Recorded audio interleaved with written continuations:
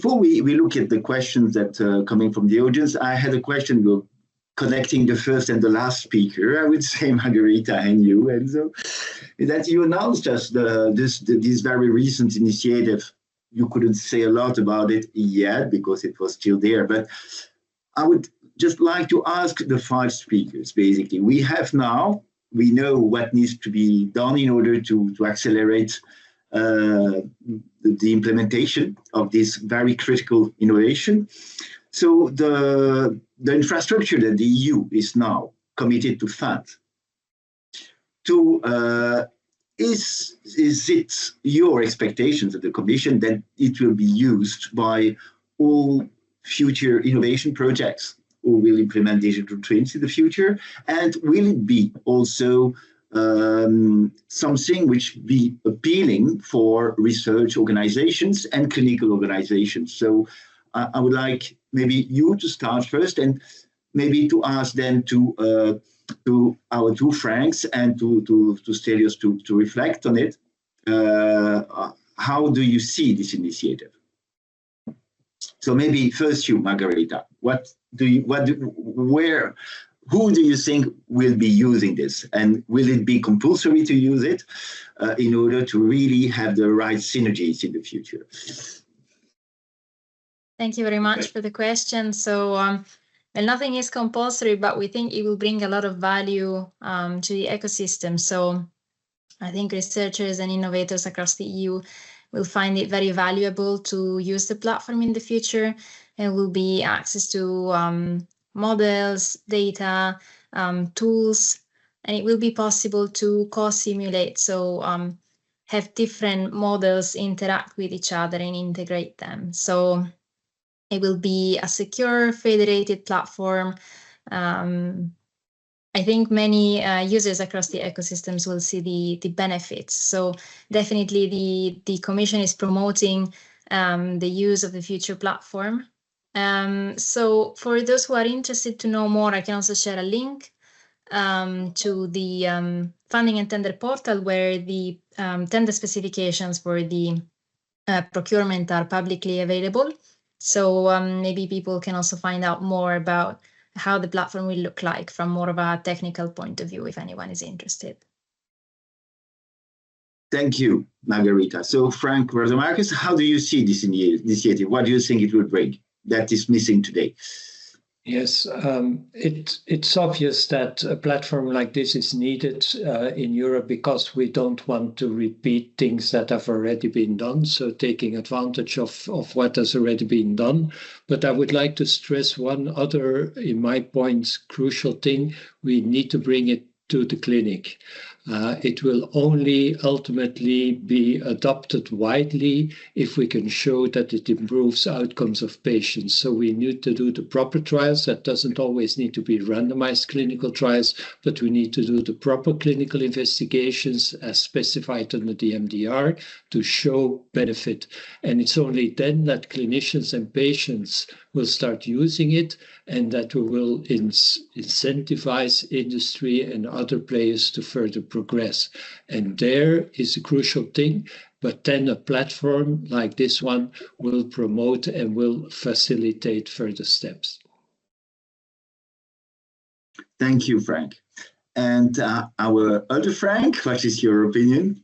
Yes, I can add on that. Also, first, it's of course very good to have such a platform, because not everyone should need to reinvent the wheel. Then everyone who analyzes clinical data knows that is not easy. That means you cannot just download data because they're typically protected systems where you need to perform your analysis. So it would be very crucial that one brings these platform in connection to the data. And I know it's also not too easy to include any analysis system into an existing ecosystem of a hospital. But apparently one needs data, as Frank said, there is a contact to reality. And you cannot just download them and then just upload to a platform. So there needs to be probably some integration of this platform to hospital systems where they allow their analysis of the data. And another thing which I was hoping in the future is that people should also have the possibility to upload their digital twin, because I think one benefit of others is that you do not need to start from the scratch.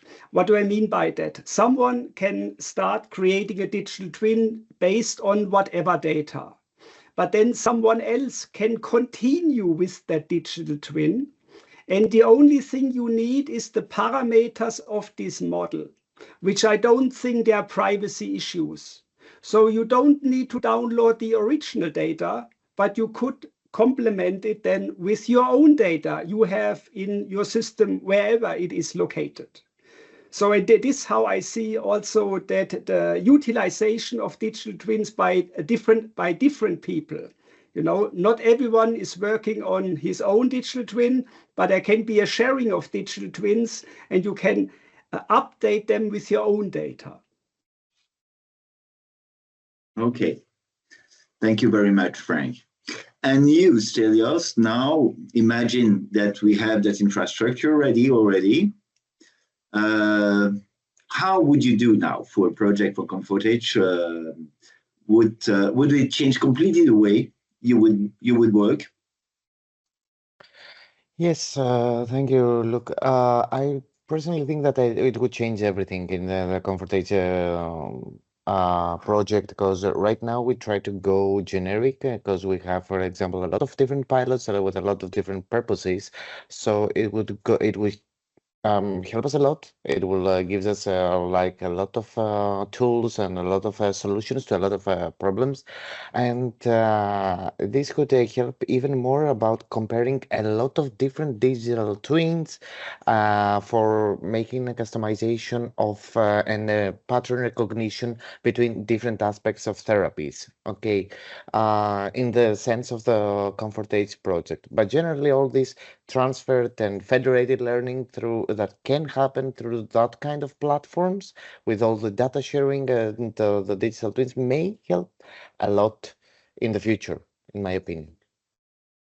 Thank you very much. Enzo, you mentioned the need actually to connect different ecosystems together. Do you think that you have already a very clear idea of which are the major ecosystems which today can be connected? And I would say not only the major one, the one which are sufficiently reliable because they have implemented a number of processes which guarantee that both the data and the process which have been implemented can be reused. We just mentioned here the need to have access to the data, for example, where we have already a number of data lakes pending the future European Health Data Space. But do we have an ecosystem which will be able to use all the data to support the development of digital twins today? Have you been able to identify that in your CSA? So there are many questions in the question. I would say so.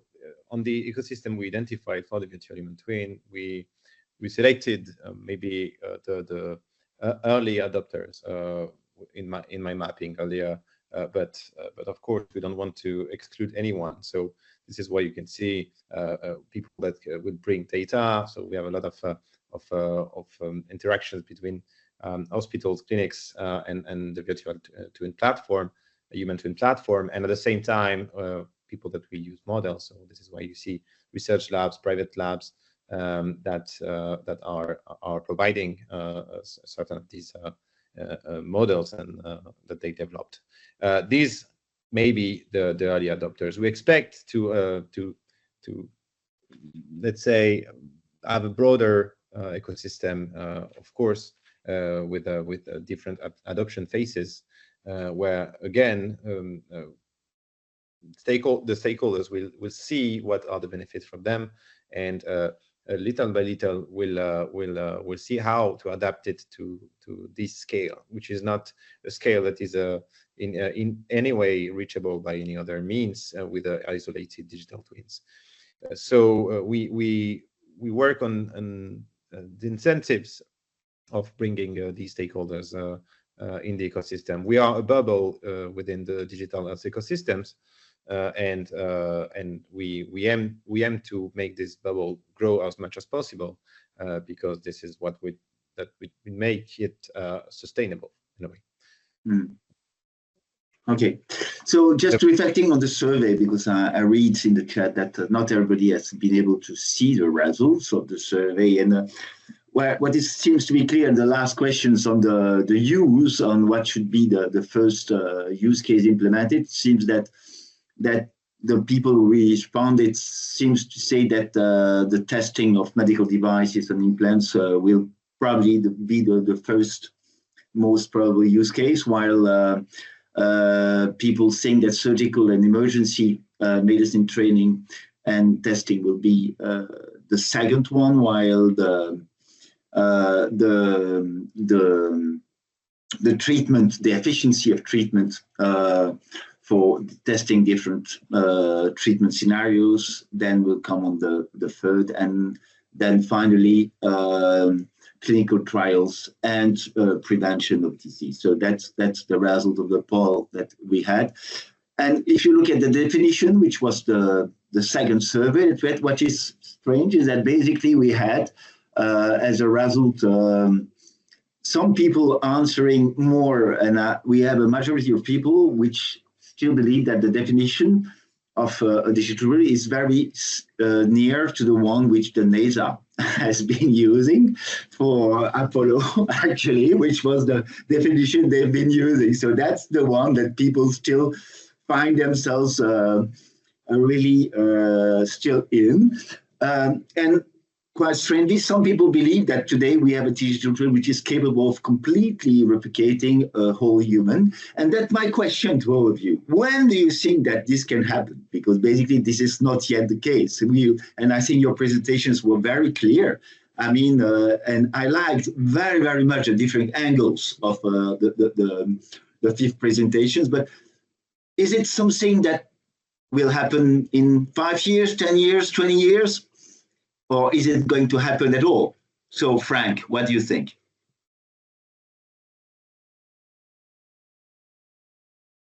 Frank Radomakis, yes. I'm sorry, I wasn't sure which Frank. I'm not so sure that it will happen in the next 5 to 10 years. Of course, it's very difficult to predict the future in accelerated ways that AI is helping us with some things. But still, if you look at humans are not just complicated, they are complex. And the interaction between what happens in the human body is extremely complex. It's very individual. It's extremely variable. There's many influences. And to be able to really make a digital twin at the full human, entire human, I think will take some time. And again, and I'm sorry to reemphasize that, we shouldn't wait for that. We should build digital twins that work and that are adapted to show and lead the way, and not just think about things that might be possible in the future. Do it and do it now and make it work is my adagio. Thank you, Frank. Any other comment on this very quickly, because we have still 2 or 3 questions from the chat that I would like to quickly answer. Anybody would like to react on that? I would fully agree. Wonderful. Thank you, Frank. And you too, Enzo. I see you, Dudley. Okay. So just a quick question for you, Margarita. But I think I know the answer, but somebody is asking us, is VHT falling under the medical device regulation? Thank you. So I'm not a regulation specialist, but it depends on the use that is done of the twin. So if it was to be used in clinical practice as a clinical decision support system, it would very likely fall under the EMDR. But for example, if it was used for medical education and training, it would still need to be very accurate, but possibly it might not need to be classified as a medical device. So I think it still comes down to the use that you do of a virtual human twin. But as I said, it's not really my field of expertise. Thank you. Thank you, Margarita. Enzo, any comment on that one? You've been discussing it a bit also in the CSA, I guess, the the constraints, the legal and regulatory constraints? Yes, I mean, to me, this is something that can be addressed. So we know that this is one of the issue. Of course, we need to go through it, and yeah, I think by having this kind of platform, we can do it all together, and that makes sense. We know that tools are developing to help with this. So yes. Thank you, Enzo. If William Glasgow is with us, he had a question much earlier in the chat. Maybe he can ask it directly. If you can open your mic, William Glasgow, if you're still with us.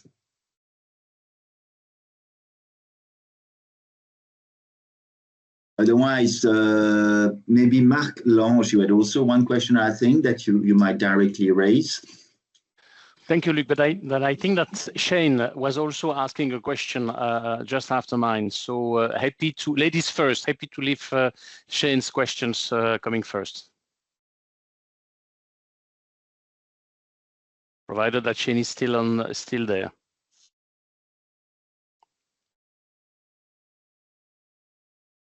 Okay, then let's. My question is very much in line with an echo of the point that has been made by Frank Rademacher here. I'm trying to understand what kind of organization will one day put digital twin in operation on a daily life practice. Of course, it's quite easy to understand that the pharma companies will create the digital twin platform to test their medication. We can expect that. We can also understand that a medtech company will, and that's one of these element that was mentioned, will also put in place a system as a sandbox for testing their devices and the way they behave. But can we really expect that one day a hospital or department in a hospital, cardiovascular or another one, will have the capacity to put in place a platform for caring patient or for caring difficult patient or for testing diagnosis or treatment with difficult patient? Is it something that we can really expect, or will it be a university hospital that will provide that service to other hospitals? How will this in practice, what can we imagine in practice for caring patients? Anybody who feels comfortable with the question? Well, I'll try to answer. I think that many companies will develop things, but as I've emphasized, it will be ultimately the hospitals and the healthcare providers who need to implement them together with the patients to come to co-decision making. And that means that it is hospitals, and as with many medtech appliances, it will be university hospitals who might be first, not necessarily so, to implement it and test them and then diffuse them to others. It's actually what we're doing today. We have several small but real digital twins in real life operation today at KU Leuven, and that diffuses into our hospital system. That's, I think, the way forward for this. Thank you. Thank you very much. Thank you, Marc. And then I see Shane is back. So Shane, if you can unmute yourself. Yeah, okay, thank you. A couple of things really from citizen patient perspective. So, we have this massive iceberg in infradiagnostics and non-diagnostics, particularly in respiratory, which is a huge global pandemic. So I really believe we should be having a digital twin in lung. But this means engagement with citizens prior. So, we're talking about prediction on our genetic background, on our social determinants, on our health issues. How does the panel foresee the engagement of citizens at the earlier stage so that we don't even get to developed diseases, which is only when people are more advanced, really, in disease status, that they interact with healthcare systems. So I'd like to see how the panel feels that we would be able to engage citizens at an earlier stage.